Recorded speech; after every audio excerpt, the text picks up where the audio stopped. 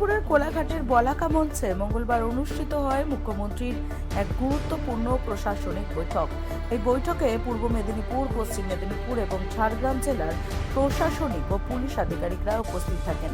প্রশাসনিক সূত্রে জানা গিয়েছে, বৈঠকে অংশ নেন 3 জেলার জেলাশাসক, অতিরিক্ত জেলাশাসক, মহকুমা শাসক, বিডিও সহ বিভিন্ন দপ্তরের শীর্ষ আধিকারিকরা। পাশাপাশি উপস্থিত ছিলেন পুলিশ সুপার, অতিরিক্ত পুলিশ সুপার, এসডিপিও, আইসি ও ওসিরা। বৈঠকে বিভিন্ন সরকারি প্রকল্পের অগ্রগতি, জনমুখী পরিষেবার মানোন্নয়ন, অবকাঠামো উন্নয়ন, প্রশাসনিক সমন্বয় এবং আইন শৃঙ্খলা নিয়ে বিস্তারিত আলোচনা হয়। পাশাপাশি 3 জেলার উন্নয়নমূলক কর্মকাণ্ডের পর্যালোচনার পাশাপাশি ভবিষ্যৎ পরিকল্পনা নিয়েও গুরুত্বপূর্ণ নির্দেশ দেওয়া হয়। এই বৈঠক থেকে মুখ্যমন্ত্রীর সফরকে কেন্দ্র করে কোলাঘাটের নিরাপত্তা ব্যবস্থাও জোরদার করা হয়েছিল। বলাকা মঞ্চ ও সংলগ্ন এলাকায় বাড়ানো হয়েছিল নজরদারি। ট্রাফিক নিয়ন্ত্রণ থেকে শুরু করে পুলিশ মোতায়েনের প্রস্তুতি জোর কদমে রাখা হয়েছিল। প্রশাসনিক মহলের মতে 3 জেলার উন্নয়ন ও আইন শৃঙ্খলা সংক্রান্ত একাধিক গুরুত্বপূর্ণ সিদ্ধান্ত এই বৈঠক থেকে উঠে আসছে, যার প্রভাব পড়বে আগামী দিনের প্রশাসনিক কর্মকাণ্ডে। অথচ এখানে সমস্ত বিরোধীদেরও ডাকা হয়েছে, এমপিদেরও ডাকা হয়েছে। আর এটাই হচ্ছে তফাৎ আগেকার সরকার আর এখনকার সরকারের। এবং এই যে আপনারা বিধানসভায় দাঁড়িয়ে আফসোস করতেন, কোথাও কখনো আপনাদের ডাকা হতো না, প্রশাসনিক কোনো কিছু আপনারা জানতে পারতেন না, এমনকি বিধানসভারও বিভিন্ন বিষয় আপনারা যা প্রশ্ন করতেন তার উত্তর পেতেন না। এটাই কি পরিবর্তন? এটাই পরিবর্তন। এবং আমরা 2021 সালে যে আমরা জিতে বিধানসভাতে গিয়েছিলাম, আমরা যে জনপ্রতিনিধি মানুষের ভোটে আমরা জিতে গিয়েছিলাম, সেটার আমাদের গুরুত্বই ছিল না, গুরুত্ব দিতেও না, গুরুত্ব পেতামও না। বাট আমাদের এই সরকার, বিজেপি সরকার, সেই গুরুত্বটা দিচ্ছে। প্রত্যেকটা বিরোধী লোকেদেরও কথা বলার, মিটিংয়ে ডাকা, তাদেরকে ডাকছে, তারা আসছে, উপস্থিত হচ্ছে, তাদেরও এলাকার কথা শোনা হচ্ছে। তো এটাই হচ্ছে পরিবর্তন।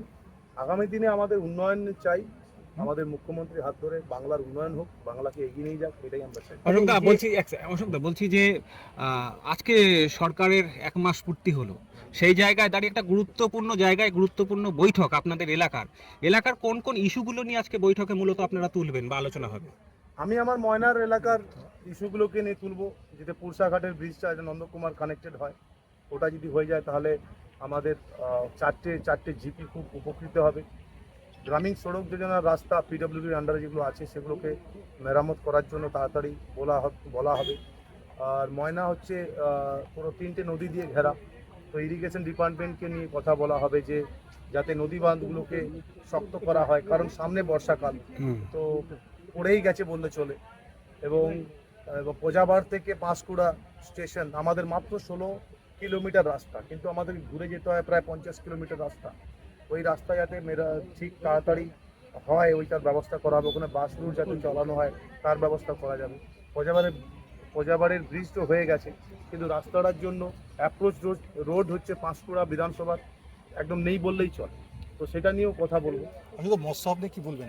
মৎস্য হাব নিয়ে মৎস্যমন্ত্রীকে বলবো, এখানে বলে সেরকম কিছু হবে না আমি মনে করি।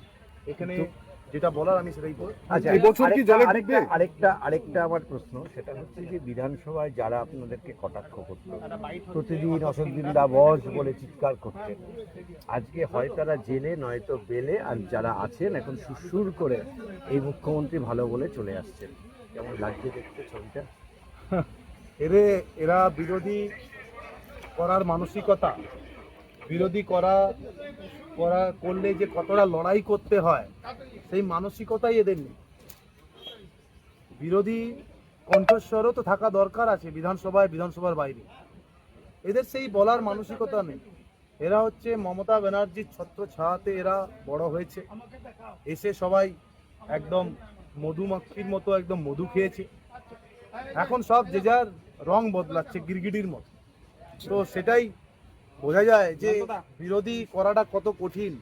লাস্ট 5 ইয়ার্সে আমরা টিএমসির রাজত্বকালে যেভাবে আমরা বিরোধী করেছিলাম আপনারা দেখেছেন সবাই, বিধানসভার ভেতরে এবং বিধানসভার বাইরে আমাদেরকে চ্যাংদোলা করে বের করে দেওয়া হয়েছে, কতবার সাসপেন্ড হয়েছে। আমাদের যিনি এখন মুখ্যমন্ত্রী, ওনাকে 100-র বেশি বার সভা করার জন্য ওনাকে হাইকোর্টের পারমিশন নিয়ে সভা করতে হয়েছে। তো এই যে মানসিকতা, কিন্তু এই যে লড়াই করার মানসিকতা, এখনকার যে বিরোধী যারা তাদের নেই। মানে আপনারা বল করার আগেই বোল্ড হয়ে যাচ্ছে। মাঠে নামার আগেই মাঠে প্লেয়ার দেখতে পাচ্ছি না অপোজিশন। নতুন করে বলতে পারো অশোকদা নতুন করে কেউ অ্যারেস্ট হচ্ছে আবার নতুন করে তৃণমূলে হলদিয়ার বিধায়ককে বলবেন। হ্যাঁ, তো হলদিয়ার বিধায়ক এই প্রস্তাবটা দিক, আমি আমার ময়নার প্রস্তাব দেব। জানি আমি দেখেও এসেছিলাম। আপনি তো প্রস্তাব দিন, আপনারই তো দায়িত্ব পড়বে তখন। দায়িত্ব যখন হবে তখন উজ্জ্বলদা দেবো, হ্যাঁ তখন আমি অ্যান্সার দেবো। কিন্তু এখন যত সময় না কোনো বন্টন হচ্ছে তখন তো কিছু বলবো না, কোনো ডিপার্টমেন্ট নিয়েই কথা বলতে চাইছি না। এটাই সিস্টেম হওয়া উচিত। আগের সরকার ভুল করেছে বলে এই সরকার ভুল করবে এমন তো ব্যাপারটা নয়। গণতন্ত্রে যিনি যেই দল থেকেই নির্বাচিত হোক তিনি বিধানসভার সদস্য, তাই আজকে আমরাও যেমন ডাক পেয়েছি বিরোধীরাও ডাক পেয়েছে, এটাই গণতন্ত্রের সিস্টেম। আমরা এক মাসের মধ্যে রাজ্য সরকার তৈরি হওয়ার পর মুখ্যমন্ত্রীকে নিয়ে প্রশাসনিক মিটিংয়ে বসছেন, কিরকম আপনার অনুভূতিটা? মুখ্যমন্ত্রী মানে এক মাসের মধ্যেই রাজ্য সরকার তৈরি হলো এবং মাননীয় মুখ্যমন্ত্রীকে সঙ্গে রেখে প্রশাসনিক মিটিংয়ে এসেছে। এর মূল কারণ হচ্ছে যে পরিস্থিতি যেদিকে গেছে পশ্চিমবঙ্গে, তার যদি সমস্ত কিছু পরিবর্তন করতে হয় তার জন্যে সকলের সহযোগিতা প্রয়োজন আছে এবং মানুষ কি চাইছে সেটাও জানার দরকার আছে। তাই মুখ্যমন্ত্রী ইতিমধ্যেই বেশ কয়েকবারই আমাদের সদস্যদের নিয়ে বসেছেন, আমি ধন্যবাদ জানাই মুখ্যমন্ত্রীকে। এবং আজকেও সভা আছে বিভিন্ন জায়গার বিভিন্ন, আমি যেহেতু দাসপুরের, আমাদের বিরাট অনেক কিছুই পাওনা আছে আমরা পাইনি, আজকে আমরা সেই দাবি জানাবো। দাসপুরের সমস্যা, দাসপুর 2 ব্লকে অডিটোরিয়াম নেই, পশ্চিমবঙ্গের সব জায়গায় থাকলেও। ব্যুরো রিপোর্ট, রাত দিন নিউজ নেটওয়ার্ক।